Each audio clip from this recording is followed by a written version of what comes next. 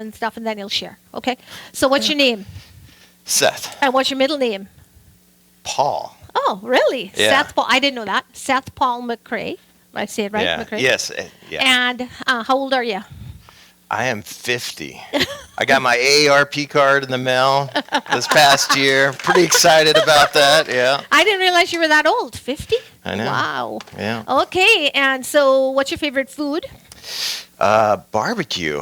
Really? Yeah. Yeah. me And too. Mexican food. I really Mexican like food. Mexican food. But barbecue too. Okay. Yeah. And what's your favorite color? I know that's a girl question, but Probably blue. blue. I'm blue. pretty boring. I'm pretty bland with that. Okay. Yeah. What kind of hobbies do you have? Do you have any hobbies? Not really. Not a lot of hobbies outside of, I help coach the boys basketball team. So a lot of my time is taken up. So that's a hobby, kind of. Yeah, kind of a hobby, investing in them. But if you could have anything you wanted, hobby-wise, what would you choose? Oh, I don't know. I also love coffee. So I think, I don't know if that's really a hobby, but being like a barista would be awesome to me. So Really? Yeah. Really? I say coffee smells good, tastes bad. That's Yeah. my logo. But I know guess, how you guys feel about coffee. Yeah. Charles likes coffee, but So, and how long have you and Holly been married?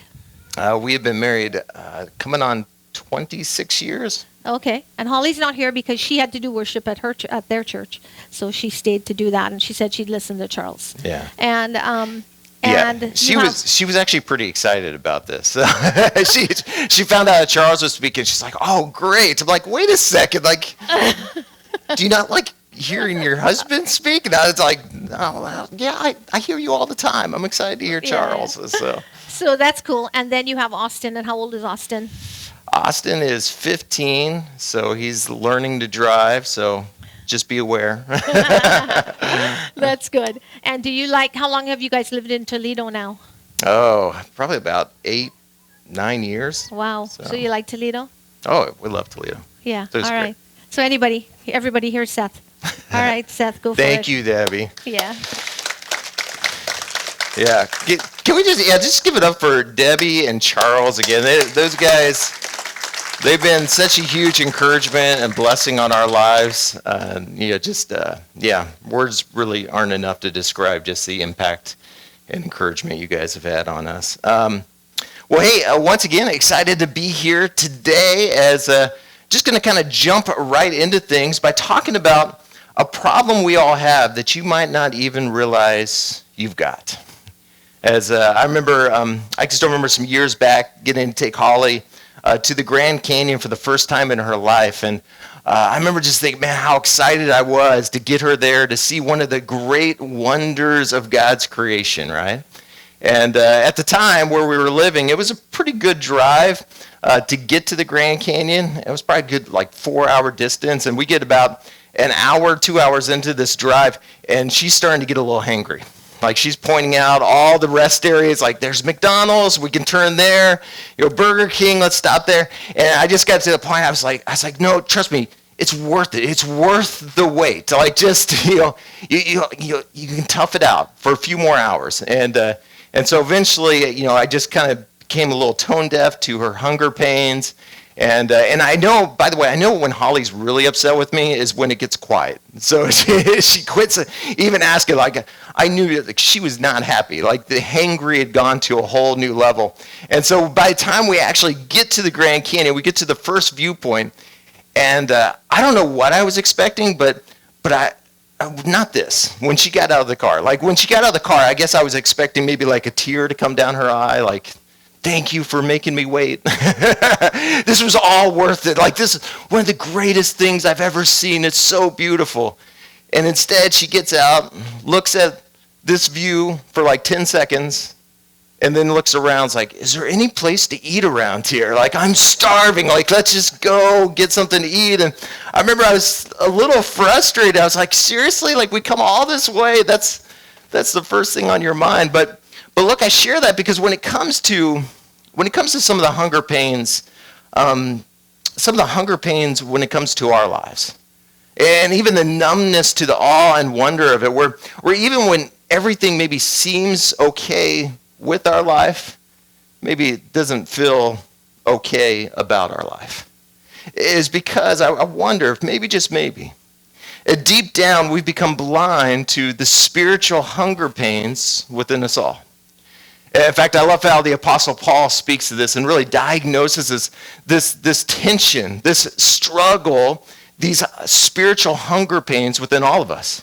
He just describes it, really diagnoses the issue like this in 2 Corinthians 5, verse 1 through 2. He says, "For we know that if the earthly tent we live in is destroyed, we have a building from God, an eternal house in heaven, not built by human hands.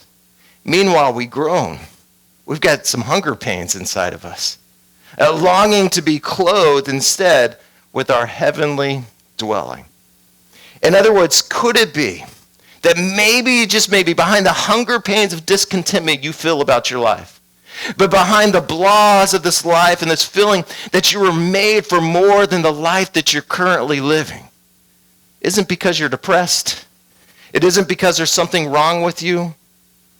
But what if I were to tell you it's because you're homesick? You're homesick. And specifically, this homesickness within us all for our heavenly home. And to understand why this is, we got to take a quick trip back to the beginning of it all. Back to the book of Genesis. To the first time we see humanity at home with God in the Garden of Eden. This place where humanity once walked with God and talked with God and hung out with God. That's until humanity made a bad decision. Until humanity let sin enter into the world. And in the process, kicked us out from this paradise we experienced with God. Because catch this, when Adam and Eve made a choice to leave paradise, listen, humanity didn't just leave Eden.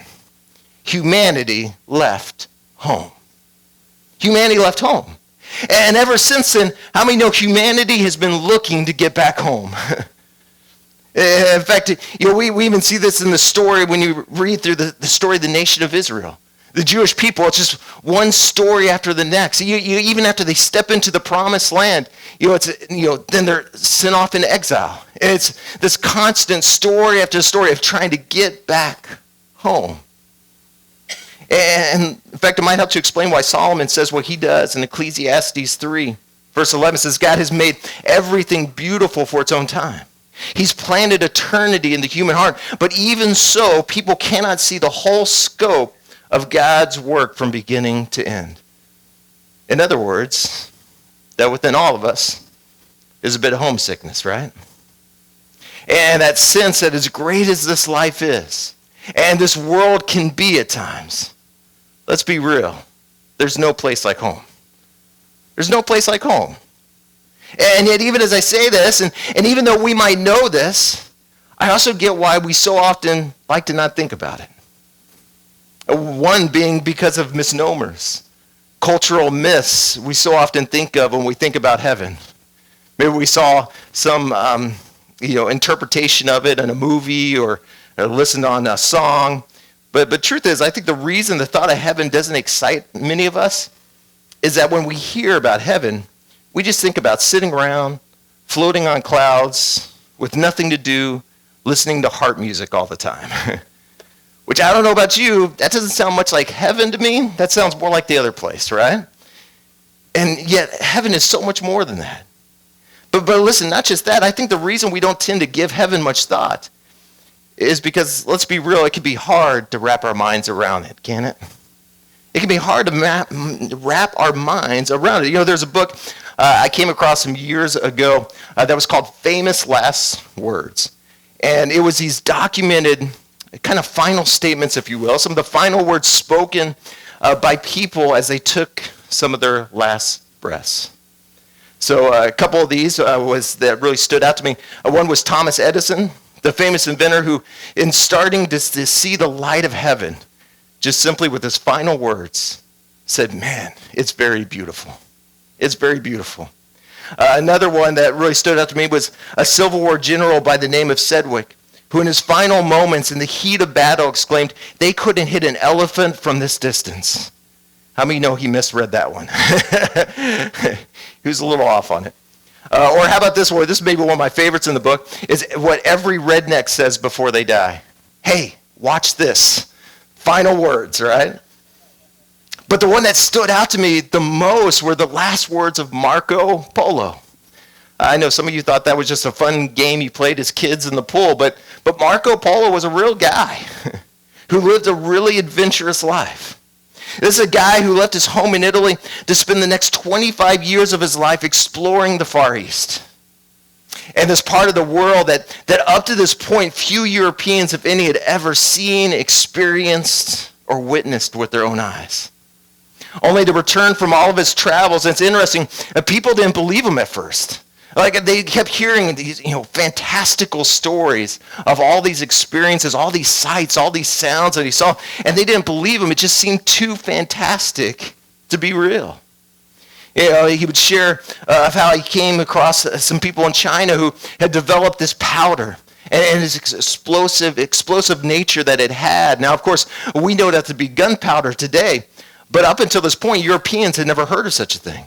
In fact, it would be another 200 years before Western civilization would actually adopt this type of technology. But Marco Polo had seen it. He'd seen it with his own eyes. He tried to describe it, and even as he was trying to describe it, they didn't believe him. It's just too amazing, too fantastic. Or I think of Marco Polo would tell them stories of how the Chinese had developed this building material called steel. And that steel, because of this building material, was strong enough to build these massive, elegant, awe-inspiring palaces. To the point where Marco at one point described being able to witness and see like 6,000 people gather in a palace that size, all in one room. That's incredible. And they couldn't get their minds wrapped around it because, again, they'd never seen anything like it before. Even after showing them some of the items he'd picked up, some of the silks, some of the spices, they still that's just too hard to believe. In fact, he would keep sharing these stories of all the things he'd seen, all the things he'd witnessed, all the way up to he found himself on his deathbed. And with Marco Polo's final words being this, "I've not even told you half of what I saw." Because he realized in that moment that how many know there's just some things in life that are too amazing for words. There's some things in this life that are just too amazing for words. Can I tell you this? This is why John, while in prison on the island of Patmos, he has this vision of heaven. He gets a glimpse into the reality of heaven that we read of in the book of Revelation. And even though John got a glimpse of it, even though he saw it, he didn't know how to really explain it or to put it or capture it into words. In fact, this might help to explain why the word that's repeated most in Revelations is the word like. Like. It catches through 22 chapters. We see the word like repeated more than 50 times. Because when he's writing it, he gets a glimpse of Jesus. And the best way he can think of describing him was by describing what he was like. Saying his hair was like wool. His eyes were like fire. And then describing this place of heaven. He says, and the streets were like gold, and the sea was like glass. And everything he was trying to explain, he really couldn't. It was too fantastic for words because, again, how many know there's really no place like home? Another guy in Scripture who God gave a vision of heaven to was the Apostle Paul, to the point where it actually left him at a loss for words. In fact, going on to describe it like this, 1 Corinthians 2:9 says, "No eye has seen, what no ear has heard, and what no human mind has conceived, the things that God has prepared for those who love him." By the way, even Jesus at times struggled to find the words to describe it. Which might help to explain why in the gospel accounts we read of him talking more about hell than he does about heaven. And it's not because Jesus was somehow more of a fan of hell than heaven, but because words can describe hell, but words can't describe heaven. So if you can't explain it, why are we talking about it? Well, here's why. Because no doubt there's someone watching online or maybe even here in the room today who's struggling with a health report they didn't expect. Who is struggling with the recent loss of a loved one or a family member, someone close to you. Who's struggling with the chemotherapy. Wondering if this is it. If this is how it's all going to end. Or I think of those who are maybe on the other side of this struggle, who you're in the room today and you're just feeling overwhelmed by this life, where it just feels like you're dealing with thing after thing after thing, and you're wondering when or if it will ever end. And look, if that's you, I think if Jesus were here in the flesh, he would tell you what he told the disciples back in John 14, where when he knew things were about to get hard, he goes on to tell them this, and I believe speak to us now. He says, do not let your hearts be troubled. You believe in God, believe also in me. My Father's house has many rooms. If that were not so, would I have told you that I'm going there to prepare a place for you? And if I go to prepare a place for you, I will come back and take you to be with me, that you also may be where I am. Can I translate what Jesus said when it comes to what eventually comes for us all?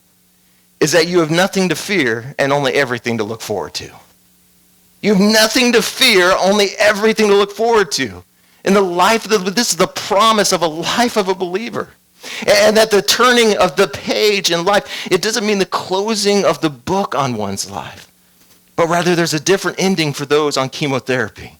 There's a different ending for the child you lost. There's a different ending for the parent you had to say goodbye to. There's a different ending than the sadness and the grief you felt at that funeral. And listen, you need to know this is more than just an encouragement. This is more than Jesus just trying to give us a pep talk. It's actually a promise of God. And we know this by Jesus' own words in this verse. Again, look at it again. It says, if that were not so, would I have told you that I'm going there to prepare a place for you? And if I go and prepare a place for you, I will come back and take you to be with me, that you may be where I am. In other words, this isn't simply him trying to encourage you or to give you a pep talk, like it's going to be okay. Hang in there, guys. The sun's going to come up in the morning. No, he says, I'm going to prepare a place for you. And again, is why I say this is more than encouragement. This is a promise. Because how many know to encourage someone is to say, you'll get through this. Because that's what we say when we want to encourage somebody. Like, you can do this. You can make it past this. You're good enough, smart enough. People like you. That's what we say to encourage people. But that's not what Jesus says in this. But instead, he says, I will get you through this. I'll get you through the struggle. I'll get you through the heartache. I'll get you through the grief. I'll get you even through the sting of death. In other words, he's giving us a promise backed by one who not only faced death, but overcame death. Going on to add to it, saying that he goes before us to prepare a place. Now, I don't know about you, but I love these words he adds on to, because like if I have one of my biggest pet peeves when I go into a restaurant is when you go there and the waiter or the waitress or the hostess just totally ignores you. You ever been in a place like that? Where it's like you're standing right in front of them and they just look right past you. Only to 30 minutes later, someone I'll be with you in just a minute. Like, I've been standing here forever. And yet how awesome it is to hear Jesus go, hey, no, I'm going ahead of you. I'm preparing a place for you. See, I love this because what it means for us is that the moment you close your eyes for the last time in this life is the very moment you open your eyes in the next. It's not like there's some cosmic waiting room where you're standing around waiting thinking, okay, now what? D.L. Moody put it this way. He says, someday you will read in the papers that D.L. Moody of East Northfield is dead. Don't you believe a word of that?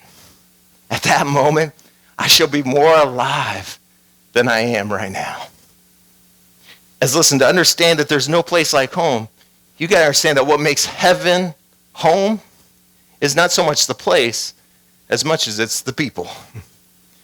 I think back over the years of my life, I've been blessed to be able to travel to a lot of places, see a lot of things, experience some pretty amazing sights and locations and sounds and experiences, from Australia to London to Tanzania to the Serengeti.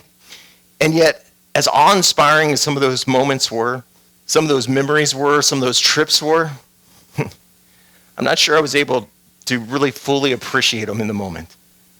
Because all those trips were trips where I wasn't able to take Holly and Austin along with me. And as beautiful as those places were, as cool as they were to see, they paled in comparison to when I got to come back home. come back home and be able to see the face of my lovely wife, be able to step back into our crazy house, hug my boy, see our ridiculously insane dog leap off the couch to say hi, like nothing compares to that. Because again, what makes returning home so amazing is not the place, it's the people, right? And so when we talk about our heavenly home, what we're talking about is the place where we reunite. It's this family reunion with the people that we've lost, the people that we love. It's reconnecting with our brothers and sisters in Christ. 1 Thessalonians 4:13 puts it this way. It says, and now, dear brothers and sisters, we want you to know what will happen to the believers who have died, so you will not grieve like people who have no hope. Now notice it doesn't say you will not grieve.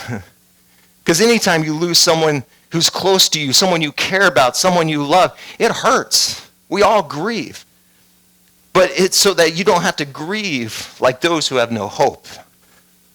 As he goes on to say, verse 14 says, for since we believe that Jesus died and was raised to life again, we also believe that when Jesus returns, God will bring back with him the believers who have died.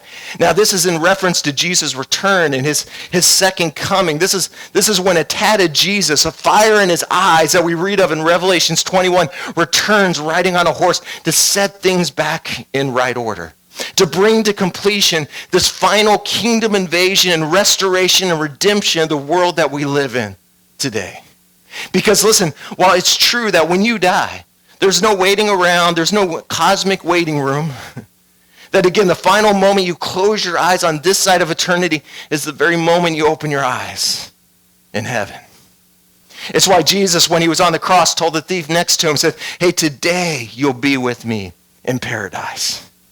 Because in that moment, while we immediately take up residence in heaven when we die, how many know you need to know that there will eventually come a day when heaven takes up residence here on earth. And so this passage is speaking of that day when Jesus comes to reestablish a new heaven and a new earth. Notice that when he returns, by the way, too, that he doesn't return alone. But we'll be coming back with all of our loved ones in tow, setting the stage for this heavenly family reunion. In fact, might have to explain why he goes on to say in verse 18 to encourage each other with these words, because you know what this means? Is that when we get to heaven, one of the first things that you'll get to see when you get back home is the people that you love. And that's how awesome is it that to know that you won't have to look long. You're not going to have to go searching for a phone book. You're not going to have to be trying to find your Google Maps like, hey, how do I get to this place again? But that the people that you love are going to be some of the first people you meet when you get to heaven. And here's what's so cool about this is that not only is there going to be a reunion, there's going to be a reconciliation. As this might surprise some of you to know, but do you realize that on this side of eternity, there will be some people in your life who, even though they love Jesus, can at times be hard to like. You got anyone in your life? You don't have to raise your hand. But you know, they love Jesus, but at times they can be really hard to like. At times, maybe hard to get along with. Maybe for you it was that parent. Maybe for you it was a mom, it was a dad, or as a brother or a sister who you know they love Jesus, but they never fully got you. As maybe they never said, I was proud of you, or I'm sorry for rejection I put you through, or I'm sorry I wasn't there for you like I should have been. And yet, check this out.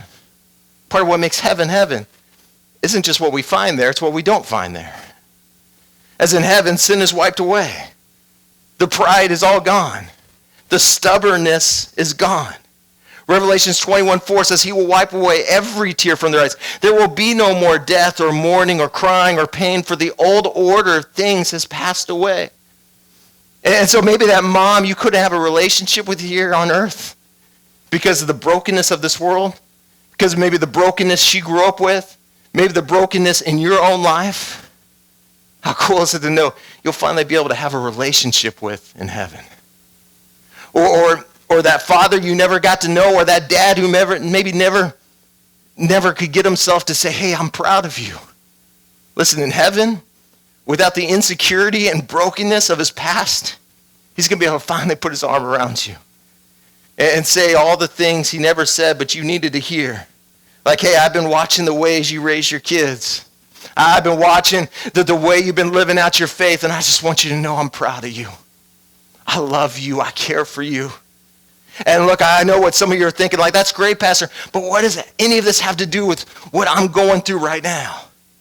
Well, it's because when you really think about it, listen, everything that you do and so often strive to do in this life or don't do, is how many of you would agree is either the result of love and acceptance or a lack of it. Like you think you were chasing success in your job or in your career when the truth is you were chasing that feeling. That feeling of being appreciated or that feeling of being celebrated or noticed. Because again, you've been chasing after this need within all of us for love and acceptance, especially by those who matter most in our life. Matthew 6, I like how the Message version puts some of this. It says in verse 33, it says, people who don't know God and the way he works fuss over these things, but you know God and how he works. Steep your life in God reality, God initiative, God provisions. Don't worry about missing out. You'll find all your everyday human concerns will be met. Because, by the way, speaking of heaven, what makes heaven heaven isn't simply places of people. I mean, no, what makes heaven heaven is the presence of Jesus. Because it's in the presence of Jesus we find fullness of joy, fullness of peace. Everything that we spend so many of our lives trying to chase after out there is found all in its fullness in him. And he says, so you'll find all your everyday human concerns will be met. And then he goes on, verse 33, he says, but seek first his kingdom and his righteousness, and all these things will be given to you as well. In other words, you can't ever fully enjoy life until you learn to first fully enjoy God. Because here's the thing, when you learn to love him first, put him first, you'll find enjoyment even in the secondary things of this life. But if you make secondary things first, you won't enjoy anything. Listen, the Bible doesn't teach us that you can't have things or even pursue things. The Bible teaches us don't love those things. Don't love those pursuits if that pursuit is anything other than the pursuit of God. Because if you love it, it's going to steal your love for everything else. If you put in a position that was reserved only for God, it's going to let you down. And by the way, can I tell you, this is why some of you stopped enjoying your marriage? Is because you made your spouse the first thing. This is why you stopped enjoying your career, is because you made your career the first thing. You put it in a position that was meant to be reserved simply and solely for God. This is why you can't always enjoy your kids, because you made your kids the first thing. This is why you can't enjoy that house that you spent years saving up for, because you made that house the first thing. But again, that house is not your home, because this world is not your home. C.S. Lewis put it this way. He kind of sums it up best. He says, aim at heaven and you will get earth thrown in. Aim at earth and you get neither. I love that. So true. Which brings us to the other reason there's no place like home. Is how many know when you're home, you can just be yourself, right? You can just be yourself. There's no such thing as a bad hair day when all you're doing is hanging out at home. Because the ideal of home for many of us is at least, the picture perfect ideal is a place we see as a refuge, as sort of a shelter from the chaos and craziness of the world. And so it shouldn't surprise us that when the Bible talks about our heavenly home, it talks about a place where you and I can fully be who God made us to be. Because in heaven, there's no more performing. In heaven, there's no more dressing up. In heaven, you can finally be who God created you to be.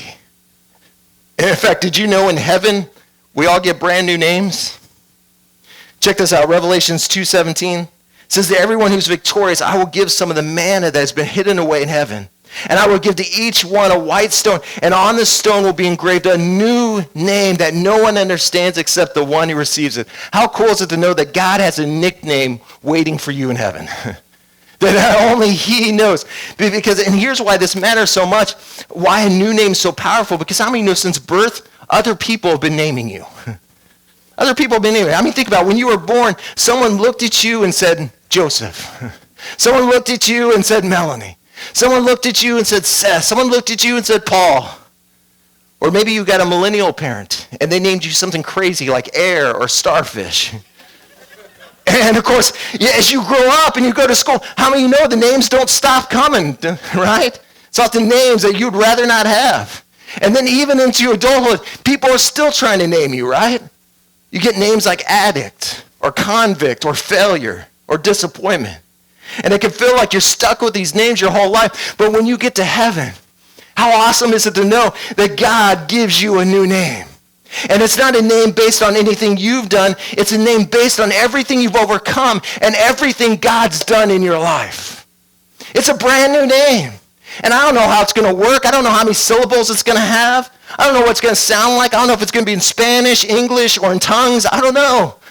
But all I know is this, is that for the first time in your life, you're going to walk around with nothing to prove because you know fully who you are in him. How awesome is that? For the first time in your life, you're going to walk around with nothing to prove because God knows your name. So yeah, maybe on earth I wasn't famous, but in heaven, you know what? God knows my name. Yeah, on earth, I didn't feel like maybe I accomplished as much as I wanted to accomplish on this side of eternity. But you know what? In heaven, God knows my name. Because here's the beauty and the hope and the promise and the joy of heaven is that in heaven, everybody is somebody.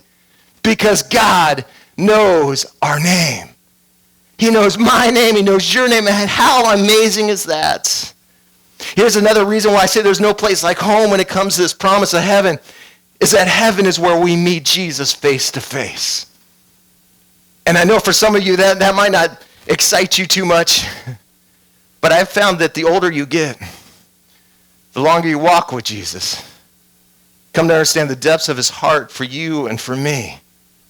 It's hard to not get excited about this one. Because while I'm grateful for technology, I'm grateful for things like Zoom and Google Chat and FaceTime. Listen, especially whenever you know someone you love is far away, it's a way to kind of help you stay connected. And yet, as great as these tools are, how many know there's nothing like face-to-face? Like FaceTime has got nothing on face-to-face. And I only mention that because every time we gather in a setting like this, every time you open up your Bible in the morning, every time you turn on K-Love or turn on the worship station on your car and you feel his presence in that moment, listen, as sweet, as good, as nice feeling as that is, you got to know that's just FaceTime. That's just FaceTime. Like while I'm thankful for these tools he's given us to stay connected with him while we're away from home, again, as great as these tools are, these moments are, that's just FaceTime. And yet I'm telling you, in this hope of heaven, we can trust there's going to come a day where you're going to be speaking with Jesus, hanging with Jesus, talking with Jesus, and there's not going to be any walls in between, any space in between. It's going to be you and him face to face. When we're able to make ourselves at home in the very fullness of his presence. Revelations 21 puts it this way, it says, "And then I saw a new heaven and a new earth.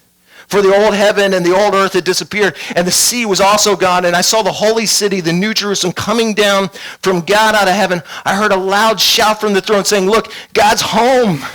He's home. Now among his people, he will live with them, and they will be his people,' again, face to face. God himself will be with them. He will wipe away every tear from their eyes, and there will be no more death or sorrow or crying or pain. All these things are gone forever. Then he who sat on the throne said, 'Behold, I make all things new.'" Now to be clear, this is not evacuation theology here, where Jesus blows the whole thing up and decides to start all over again. Remember, he's not making all new things, he's making all things new, which is a significant difference. Because if God just blew the whole thing up and decided to start over, that would be accepting that, saying, "I'm going to give you round one of this fight." It'd be accepting defeat. As if God's in heaven going, "Well, it was awesome. This creation that I made, that I designed, it was great all the way up until that sneaky serpent got the better of me. So I guess I just got to scrap it all and start all over again." No, truth is, from the beginning to the end, from Genesis to Revelation, we see this continuous work of God's redemptive plan for our lives. Never giving up on his original design for human beings to dwell with him in this place. Which, might I add, is not just a great promise for what's to come, but it's also a great promise when it comes to what we've been through. And knowing that we serve a God that listen, he can take anything. He's a recycling God. And what I love about that is it reminds us it doesn't have to be sent by God to be used by God. Like the rejection you experienced, the abandonment you went through, the heartbreak and heartache you felt, it doesn't have to be sent by God to still be used by God, to create something significant and redemptive and restorative and purposeful in your life. Romans 8:28 says, we know that all things work for the good of those according to his purpose. Notice he doesn't say some things, a few things, or only the good things in your life. He says all things. Again, just trying to get us to see that God has never given up on his original plan for humanity to dwell on earth in paradise with him, restoring, redeeming, rebuilding, renewing everything that has been lost to the sin and destruction that humanity opened the door to all the way back to that very first paradise. Which again gives us also some insight and clues into what this heavenly home looks and feels and sounds like. As it's through his redemptive work that we find that heaven is about experiencing everything you love about this life without all the things you hate about this life. It's getting to experience everything you love about this life without all the things you hate about this life. Which means your bucket list, listen, you don't actually got to finish the whole thing. Because you take your final breath on this planet, that when it comes to that feeling that man, I just feel like there's just so little time. Is there though? In light of eternity? When you think of what is waiting for you on the other side, and just what a mist of time that this existence on this side of eternity is. Can you imagine? I mean, think about this for a moment. Can you imagine getting to experience this world, but without the cancer, without the loneliness, without the chemotherapy, without the division, without the depression, without all the anxiety on top of it? In fact, one of my favorite verses that speaks into this, where we're speaking, this New Jerusalem says this, Isaiah 25:6 says, in Jerusalem, the Lord of heaven's armies will spread a wonderful feast for all the people of the world. It will be a delicious banquet with clear, well-aged wine and choice meat. Which, I got to be honest, being an Okie at heart, I'm telling you, that sounds so awesome to me. Like to know that my favorite barbecue places, I've yet to try, and I'll never get to try on this side of eternity. I mean, how cool is that? A heavenly barbecue, heavenly feast. See, just trying to get us to see this promise of a heavenly home is a home that looks and smells and tastes and sounds and feels a lot more familiar than you probably think. But with all those senses sort of cranked up by about 1,000. And so you think hiking is awesome about now? Like for the two people that actually like hiking here in this room? But just wait until you got yourself a pair of resurrected legs that don't get sore. You're seeing colors so vividly, it's almost as if you're seeing them for the first time. Like you think the night sky is majestic now? You thought the fireworks at Summerfest were cool last night? You think sunsets are beautiful now? You think the ocean is powerful now? You enjoy listening to music now? You think of having good food with good friends and good times together is fun now?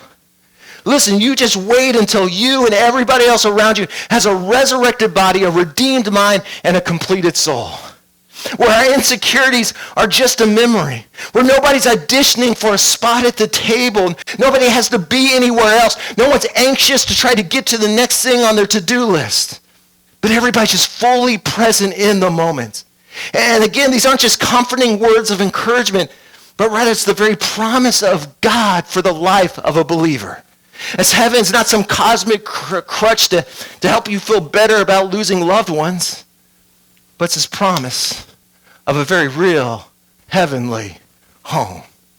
To again remind us that in this life, you have nothing to fear and only everything to look forward to.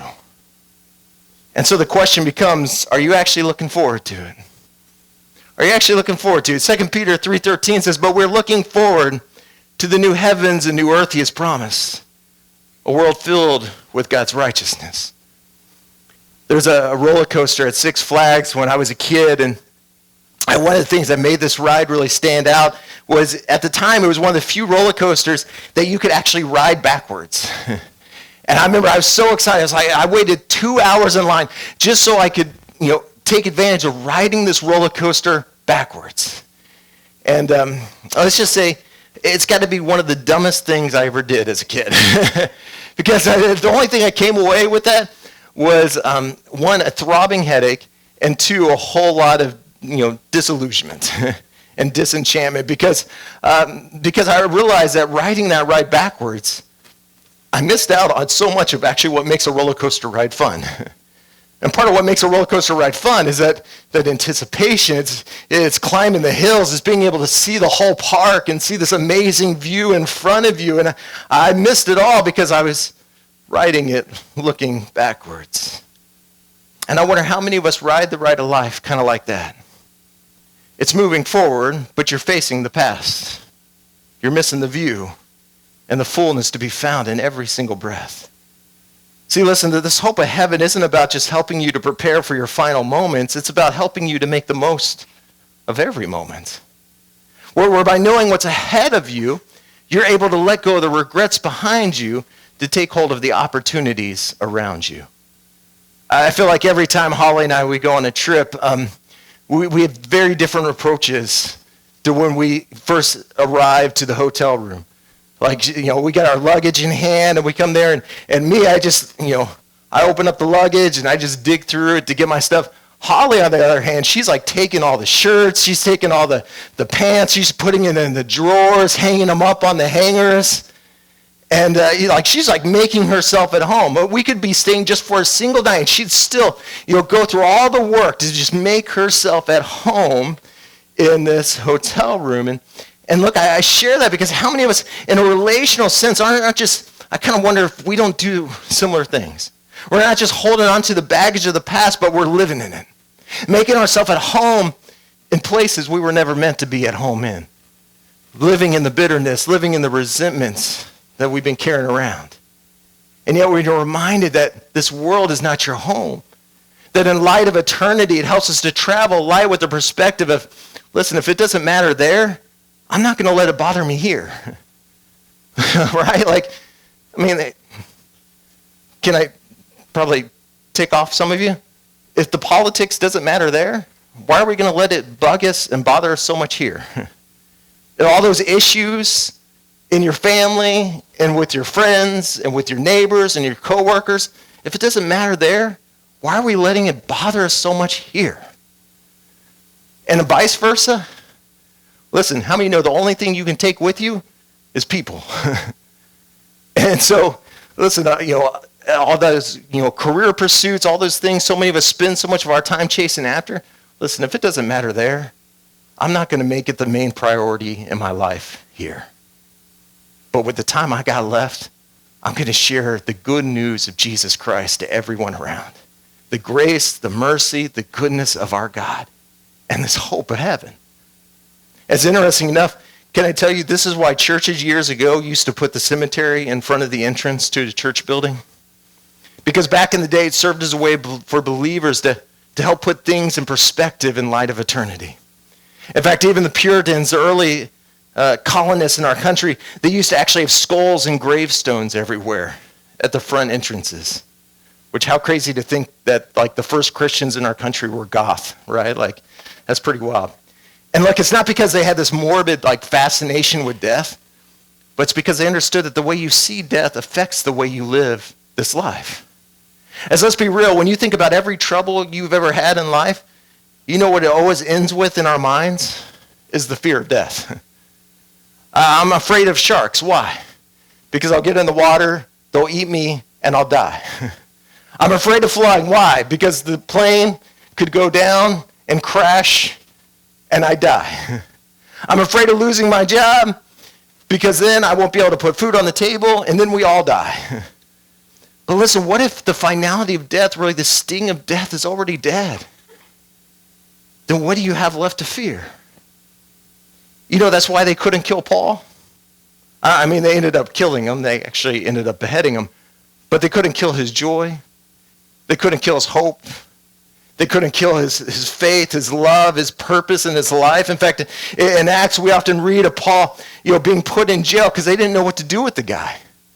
What do you do with a guy who's completely, fearless when it comes to death? So they just stick them, try to hide them away in prison.